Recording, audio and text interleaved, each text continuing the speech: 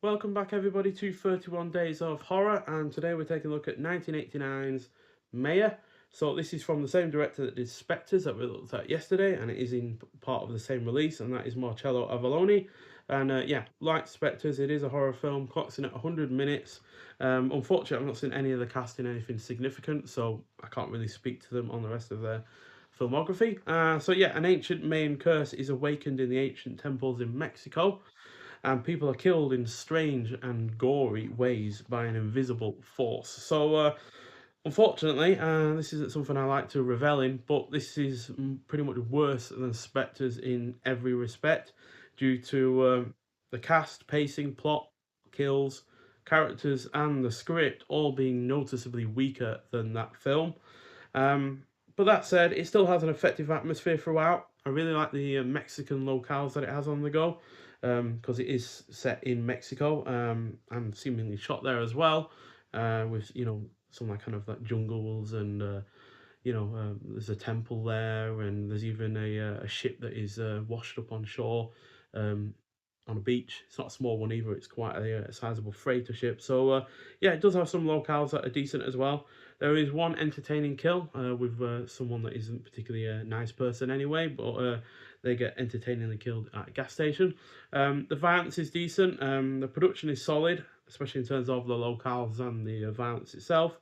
The score is good and it is well shot. Just a shame though that all of the flaws of Spectres are amplified in this, because I did have issues with that film in terms of some of the pacing. Some parts of the plot were quite sluggish, and where nothing really was happening. Um, and the script was hardly the best either. But those issues are amplified in this film, while none of the positives of Spectres are also improved upon either. So yeah, all in all, comes out as a weaker film than Spectres, which is a great deal of a shame. To be honest, as I was looking forward to what Mayer could have had in store for it, considering I was surprised by how much I enjoyed Spectres overall. So, yeah, Mayer's unfortunately only going to get a 2.5 out of 5 compared to Spectres 3.5 out of 5, which is a shame, because I don't like to be downbeat on a film whatsoever. Um, but there is a disc, regardless, which is the same kind of printout as the cover, which is reversible because we have Spectres on one side and then Mayo on the other. Now, one good thing though is you aren't short change in terms of this cover, because there is a kill with the hooks and stuff, and there is also a guy with a knife towards the end, like in that kind of costume. So yeah, you want short change in terms of the cover, which I feel we were somewhat with Spectres, because even though there is a woman that is attacked on a bed by a demon or a creature, there is no blood in that certain scene when she's sucked through the bed, like Nightmare on Elm Street esque kind of scene. So yeah, you want at least shortchange somewhat with the cover. And in terms of special features with the disc on this, we've got audio commentary with film historians Troy Howarth, Nathaniel Thompson, and Eugenio Kalani. Then we've got The Mexican Connection, that clocks in at 20 minutes long. That is an interview with director co-writer Marcello Avallone. Then we've got Second Time Around. That's a 21-minute interview with producer co-writer Maurizio Tedesco. Then you've got Screen Queen Memories. That's a 27-minute interview with actress Mirella D'Angelo. Then we've got Mystical Mayan Melodies. That clocks in at 21 minutes long. And that's an interview with the composer Gabriele De Cross. Then we've got alternate Italian titles and credits.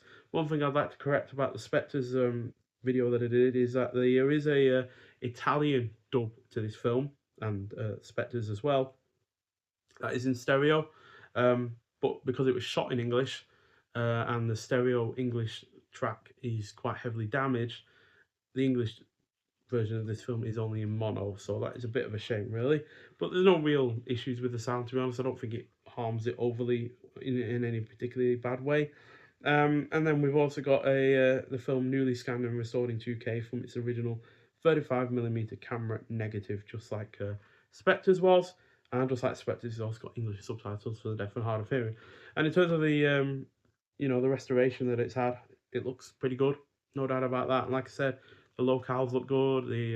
The atmosphere is really rather effective. It's just, yeah, in the respects that I mentioned, it's just not quite as good as Spectres. And even though a large proportion of the cast in Spectres were obviously either unknown or mostly unknown to me, just like with Maya, they are at least competently good in their leading roles. Whereas with Maya, they aren't quite as good, while also there's several characters in it that just aren't that likable. So it's a double whammy really in terms of, you know, harming the film, which just wasn't the case with Specters. And I know Specters had Donald Pleasance in it, but if he has a weak supporting cast or a particularly weak script, then no matter what his performance is going to be like, it's not going to be help the film all that much. And that just wasn't the case with Specters.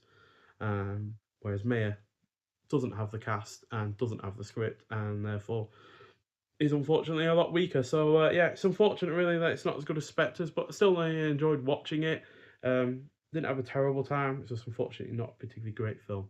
Nonetheless, so if you have seen the film before, that to your thoughts on it. But nonetheless, thank you for watching, and I'll see you in the next one. Bye.